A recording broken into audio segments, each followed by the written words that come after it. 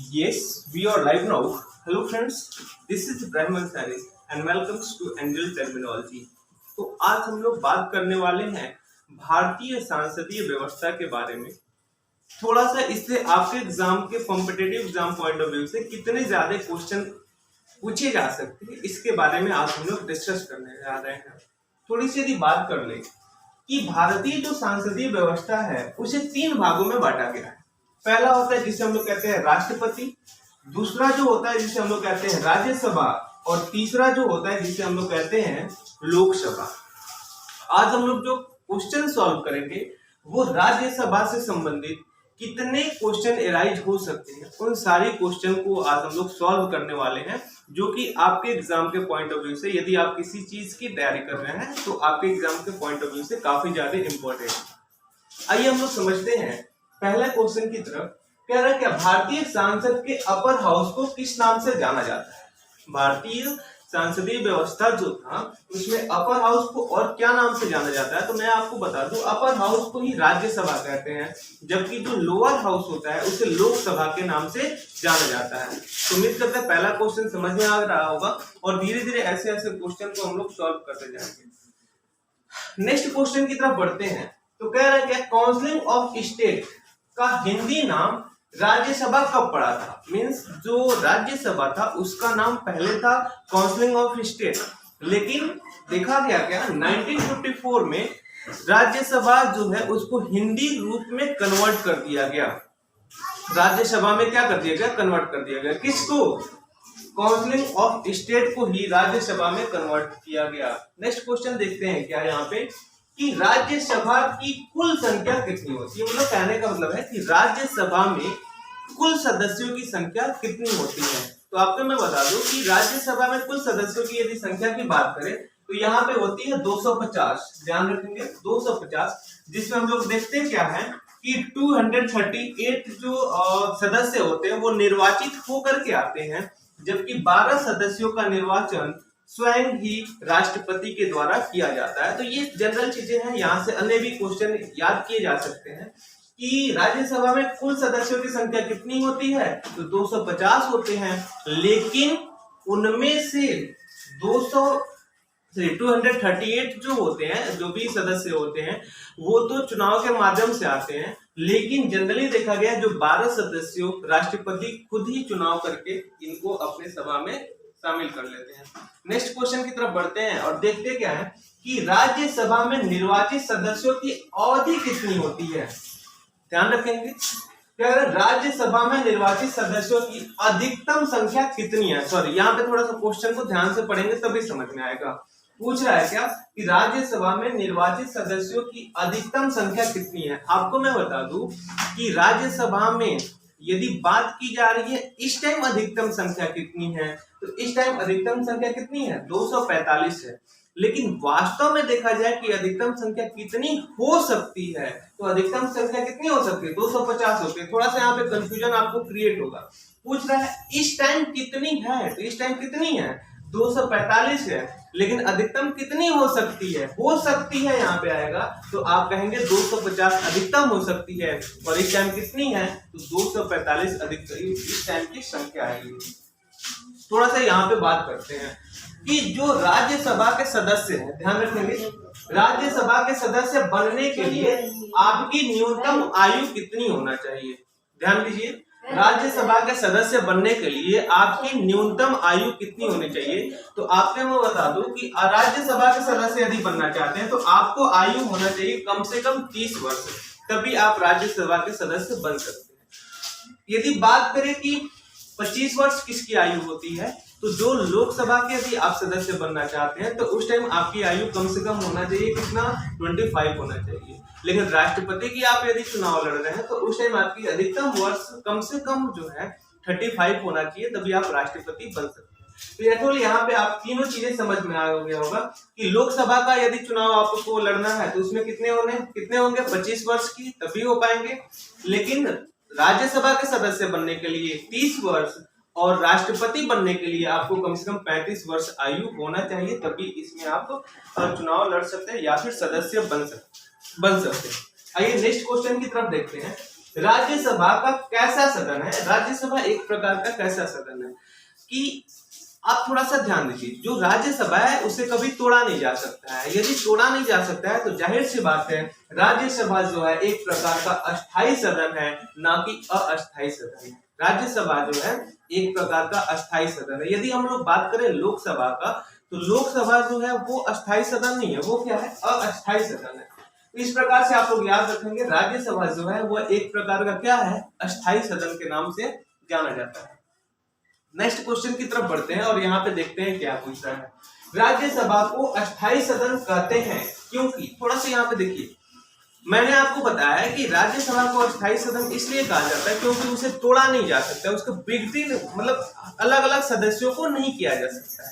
तो जाहिर सी बात है आपको यहाँ पे कुछ आंसर दिख रहा होगा कि राज्यसभा को अस्थायी सदन इसलिए कहते हैं क्योंकि इस सदन को कभी भी विघटित नहीं किया जा सकता, यानी कि जो राज्यसभा है उसे तोड़ा नहीं जा सकता है, अलग अलग पार्टीशन नहीं किया जा सकता है। आइए नेक्स्ट क्वेश्चन देखते हैं। पूछ रहा है क्या? राज्यसभा एक अस्थायी सदन होने का कारण क्या है? ध्यान रखेंगे, राज्यसभा को अस्थायी सदन होने का मेन कारण क्या है? तो मैं आपको बता दूं कि राज्यसभा का अस्थायी सदन होने का कारण मेन है कि जो भी 1/3 सदस्य होते हैं, जो भी 1/3 सदस्य होते हैं, उनका प्रति वर्ष के 2 वर्षीय में, जैसे मान लेते हैं इनका कार्यकाल जो है 6 वर्ष का होता है। इनका कार्यकाल कितना होता है? 6 वर्ष का होता है।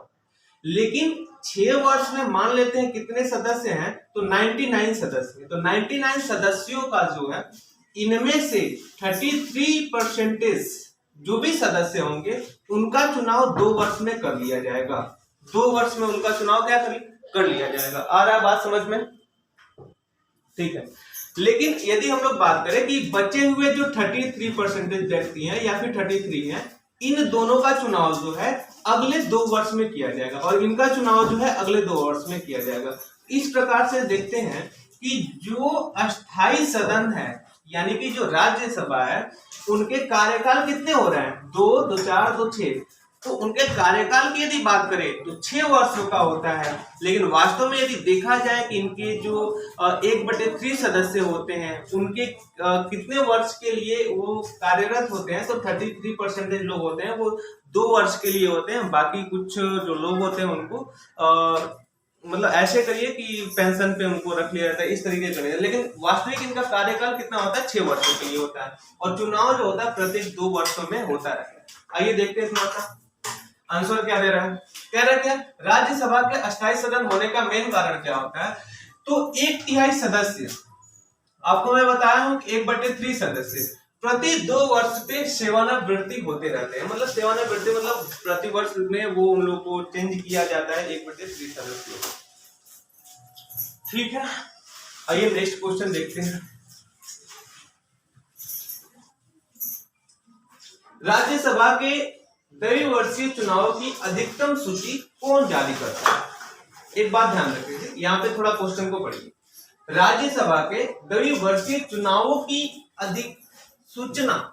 अधिसूचना का मतलब ये कह रहा है कि जो चुनाव आपको करवाना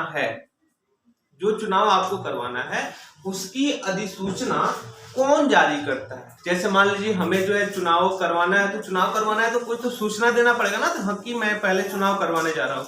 वैसे ही राज्यसभा का हमें द्विवर्षीय क्या करना है? चुनाव करवाना है। तो उसका सूचना कौन जारी करेगा? तो याद रखते रहेंगे, उसकी सूचना निर्वाचन आयोग ही जारी करता है। कई बार क्वेश्चन में पूछ दिया गया है कि इसकी सभापति, मैक्सिमम बच्चे क्या होते हैं? सभापति या फिर यहाँ पे राष्ट्रपति पे ट्रिक लगा करके आ जाते हैं।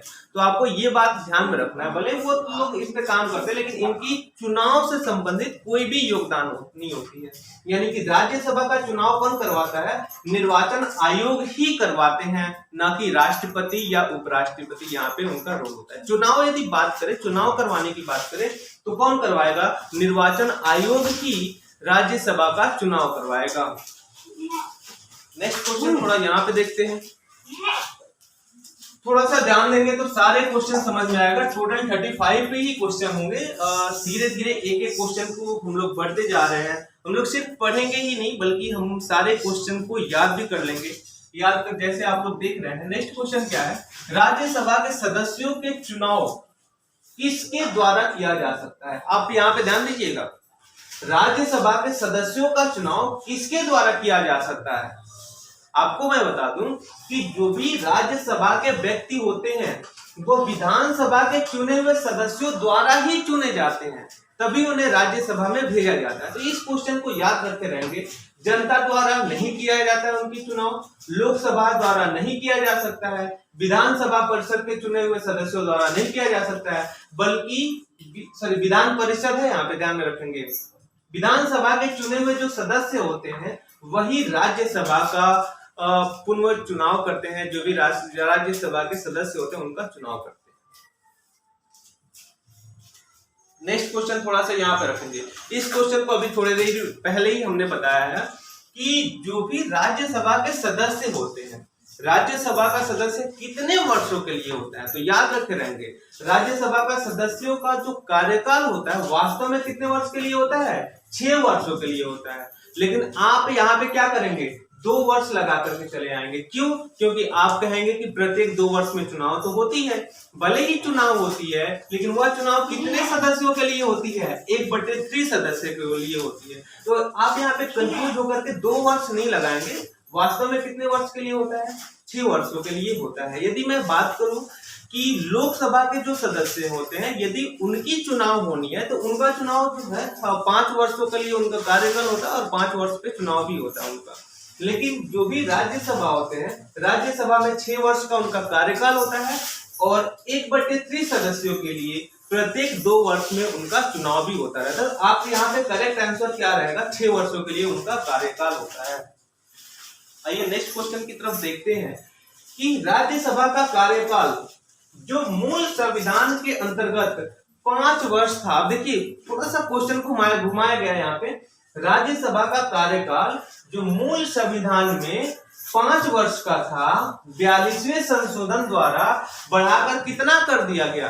पहले वास्तव में देखा जाए तो राज्यसभा का जो कार्यकाल था वो वास्तव में 5 वर्ष का ही था, लेकिन 42वें संविधान संशोधन के द्वारा इसको बढ़ाकर कितना कर दिया गया था? तो 6 वर्ष कर दिया गया था। पहले इन लोगों का भी कार्यकाल 5 वर्ष ही होता था, लेकिन बाद में 42वें संशोधन के द्वारा उसके बाद इसका कार्यकाल कितना कर दिया गया था? 6 वर्ष कर दिया गया था। अब यहाँ पे थोड़ी सी देखेंगे, राज्यसभा में राज्यों का प्रतिनिधित्व किस बात पर निर्भर करता है? यहाँ पे देखिए बहुत ज्यादा इंपॉर्टेंट टॉपिक है ये, थोड़ा सा इसको डिस्कस करेंगे कि राज्यसभा में राज्यों का प्रतिनिधित्व किस बात पर निर्भर करता है। तो ध्यान रखेंगे, जैसे यदि मैं बात करूं कि यूपी की यदि बात कर लेता हूं तो यूपी में हम आप लोग देखेंगे कि टोटल राज्यसभा के जो सदस्य हैं वो कितने हैं? 31। राज्यसभा के सदस्य कितने हैं? 31 है। क्यों 31 है? क्योंकि यहाँ पे देखा गया है यूपी की जनसंख्या सबसे अधिक है।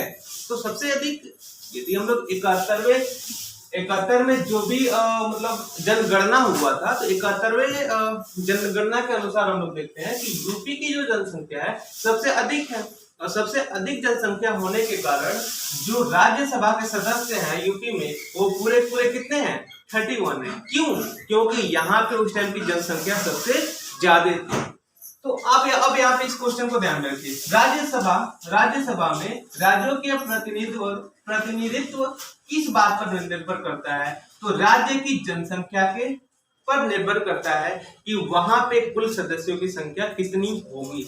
यदि बात कर ले यूएसए के, थोड़ा सा ध्यान रखेंगे, यूएसए की यदि बात करें तो यहाँ पे प्रत्येक राज्य को उतनी ही सीटें मिलती हैं जितना एक राज्य को मिलेगी। तो यहाँ पे देखिए, यहाँ पे यूएसए में क्षेत्रफल की बात की जाती है कि क्षेत्रफल बड़ा हो या फिर छोटा हो उससे कोई मतलब नहीं है, या फिर जनसंख्या बड़ी हो या फिर छोटी उससे कोई मतलब नहीं है। इसमें क्या सदस्यों की संख्या बिल्कुल सभी को समान मिलेगी। लेकिन हमारे भारत में क्या है कि राज्य की जो जनसंख्या है वह निर्धारित करती है कि वहां के राज्यसभा के कितने सदस्य होंगे। जैसे यूपी में सदस्यों की संख्या कितनी है? 31 है। क्लियर हो गया क्वेश्चन? चलिए नेक्स्ट क्वेश्चन हम लोग देखते हैं क्या कि भारत के संविधान की कौन सी अनुसूची राज्यसभा में सीटों के बंटवारों का निर्धारण करती है? याद रखे रहेंगे, ये बहुत ही इंपॉर्टेंट है, थोड़ा सा डिस्कस करते हैं। भारत संविधान की कौन सी सूची, कौन सी अनुसूची राज्यसभा में सीटों के बंटवारों का निर्धारण करती हैं? तो याद रख के रहेंगे, जो चौथी सूची है या फिर चौथी अनुसूची है वही बताती है कि जो राज्य में सीटों का बंटवारा कैसे किया जाएगा। सीटों की बंटवारा क्षेत्रफल के हिसाब से नहीं किया जाएगा, बल्कि उस राज्य की जनसंख्या के हिसाब से किया जाएगा। राज्य में जितनी ज्यादा जनसंख्या होगी उस राज्य को राज्यसभा में सीटें भी उसकी जनसंख्या के हिसाब से बढ़ाई जा सकती हैं। जैसे यूपी में यदि देखा जाए तो 31 सीटें हैं अभी। नेक्स्ट क्वेश्चन देखिए, किस सदन में अध्यक्षता उस सदन का सदस्य नहीं होता? थोड़ा ध्यान रखें, यहाँ पे यदि बात करें लोकसभा की, या फिर पहले बात करते हैं राज्यसभा की फिर लोकसभा की बात करते हैं। यदि लोकसभा में देखा जाए तो लोकसभा की अध्यक्षता स्वयं ही उपराष्ट्रपति कर रहे होते हैं, लेकिन उपराष्ट्रपति हमेशा ही उस राज्यसभा के कार्यकाल में या फिर राज्यसभा के अंग नहीं होते हैं। उपराष्ट्रपति जो होते हैं राज्यसभा के अंग नहीं होते हैं, लेकिन उसकी अध्यक्षता कर रहे होते हैं। क्वेश्चन भी देखिए समझ में आ गया, किस सदन में अध्यक्षता उस सदन का सदस्य नहीं होता है। देखिए, जो उपराष्ट्रपति होते हैं वो राज्यसभा का अध्यक्ष तो होते हैं, लेकिन उस सदन का सदस्य नहीं होते हैं। यदि देखेंगे लोकसभा में, तो लोकसभा में उसका जो अध्यक्ष होते हैं उसी के सदस्य में से ही चुन के आते हैं। तो यहाँ पे एक्यूरेट आंसर क्या हो जाएगा? राज्यसभा हो जाएगा। ठीक है, नेक्स्ट क्वेश्चन देखिए थोड़ा सा, राज्यसभा की सभापति कौन करता है? देखिए तुरंत यही क्वेश्चन आ गया। अभी मैंने बताया है कि राज्यसभा की सभापति कौन होता है? उपराष्ट्रपति ही होते हैं। राज्यसभा की सभापति कौन होते हैं? उपराष्ट्रपति होते हैं, लेकिन उस सदन का वो सदस्य नहीं होते हैं, बाहर से चुन करके आते हैं। कई बार ये कंपैरेटिव बेस्ड एग्जाम में पूछ लिया गया है कि राज्यसभा का सभापति कौन होता है, तो उपराष्ट्रपति ही होते हैं, ना कि प्रधानमंत्री या फिर राष्ट्रपति होते हैं। यदि उपराष्ट्रपति नहीं होते तो उनके जगह पे दूसरे लोग चले जाते हैं। इसके आगे हम लोग डिस्कस करेंगे। ठीक है, नेक्स्ट क्वेश्चन थोड़ा देखेंगे। कह रहा है क्या, निम्नलिखित में से कौन सा सदन का सदस्य हुए बिना इसके अध्यक्षता के रूप में कार्य कर सकता है? आप ध्यान दो, अभी मैंने बताया है कि जो उपराष्ट्रपति जी हैं वो उस सदन के सदस्य तो नहीं होते हैं, बल्कि उसकी अध्यक्षता वही कर रहे होते हैं। तो यहाँ पे आंसर देखिए, लोकसभा का सदस्य अध्यक्ष, ये नहीं होगा। क्यों? क्योंकि ये लोकसभा का सदस्य वो अपने ही चुन करके आते हैं। लेकिन बात करें भारत का जो उपराष्ट्रपति होता है, ध्यान रखेंगे, भारत का जो उपराष्ट्रपति होता है वो अध्यक्ष के रूप में चुन करके जाते हैं। किसके लिए? तो यहाँ पे ध्यान देंगे क्वेश्चन। नेक्स्ट कह रहा है क्या, राज्यसभा के सभापति की अनुपस्थिति में राज्यसभा का संचालन कौन करता है? ध्यान रखेंगे, राज्यसभा के सभापति की अनुपस्थिति में, यानी कि राज्यसभा के जो सभापति हैं, सभापति जी हैं, तो उनकी अनुपस्थिति में फिर उनकी अध्यक्षता कौन करेगा? तो वहां पे उपसभापति का मतलब उसी सदस्य में से दूसरे कोई सभापति चुन लिए जाते हैं। उपसभापति जो होते हैं वो सभापति के निरीक्षण में काम करते हैं। यदि सपोज दैट उसमें सभापति ये नहीं जाते हैं तो वहां पे क्या होता है, उपसभापति उसका निरीक्षण कर रहे होते हैं। नेक्स्ट क्वेश्चन यहाँ पे देखिएगा, बहुत ही इंपॉर्टेंट है ये वाला क्वेश्चन। कह रहा है क्या, राज्यसभा की 2 बैठक के मध्य समय अंतराल कितनी होती है? मतलब सपोज दैट आज यदि राज्यसभा की बैठक की जा रही है तो फिर दूसरी जो बैठक होगी कब किया जाएगा? तो मैं आपको बता दूं कि मान लीजिए यदि एक बैठक हो गई राज्यसभा की, दूसरी यदि बैठक करनी है तो उसके बीच का जो समय अंतराल होना चाहिए कम से कम 6 महीने का होना चाहिए। यदि 6 महीने के गैप देकर के ही दूसरी सभा को बैठाया जाता है, लेकिन प्रधानमंत्री या फिर राष्ट्रपति की सूचना या फिर कोई कुछ कारण हो गया तो वो समय अंतराल घट बढ़ सकता है, लेकिन जनरली देखा गया है कि उसका बीच का समय अंतराल कितना होता है, 6 माह का होता है। तो यहाँ पे राइट आंसर क्या हो जाएगा, 6 माह हो जाएगा। जो भारतीय राज्यसभा था उसकी पहली बार गठन कब किया गया? तो भारतीय राज्य व्यवस्था का पहली बार गठन की बात की गई 1952 ईस्वी में। 1952 ईस्वी में सबसे पहले बात की गई थी कि भारत में एक सांसदीय व्यवस्था चलेगा और इस सांसदीय व्यवस्था का 3 सदन के रूप में माना जाएगा। एक राष्ट्रपति, दूसरा लोकसभा, तीसरा लोकसभा और दूसरा क्या है, राज्यसभा। तो भारतीय नेक्स्ट क्वेश्चन यहाँ पे ध्यान रखेंगे कि राज्यसभा को भंग करने का अधिकार किसे प्राप्त है? ध्यान रखेंगे, ऑप्शन को ही देखिएगा, ये नहीं कि किसी को चुन करते हैं। राज्यसभा को भंग करने का अधिकार किसको प्राप्त है? राष्ट्रपति जी को नहीं प्राप्त है, उपराष्ट्रपति जी को भी नहीं प्राप्त है, उच्च न्यायालय को भी नहीं पता, मतलब इसमें से अभी तो कोई नहीं है। ध्यान दीजिए, ऐसे व्यक्ति कौन है जो राज्यसभा के सदस्य होते हुए राज्यसभा और लोकसभा दोनों में बोल सकते हैं? थोड़ा सा यहाँ पे समझिएगा, यहाँ पे समझेंगे तो ही समझ में आएगा। कह रहा है क्या कि ऐसे व्यक्ति कौन है जो राज्यसभा के सदस्य होते हुए राज्यसभा और लोकसभा दोनों में बोल सकते हो? तो वो क्या है, मंत्री परिषद के मंत्री जी होते हैं जो राज्यसभा में भी बोल सकते हैं और लोकसभा में जाकर के अपनी मत को दे सकते हैं। जैसे आई होप आपको यहाँ तक जो है सारे क्वेश्चन समझ में आए होंगे। आगे के लिए इसके बाद से जो भी क्वेश्चन होंगे 35 आगे वो नेक्स्ट वीडियो में मैं अपलोड कर दूंगा, क्योंकि वीडियो काफी ज्यादा लंबा हो रहा है। नेक्स्ट जो वीडियो आएगा इसके बाद का क्वेश्चन आपके लिए इंपॉर्टेंट हो जाएगा।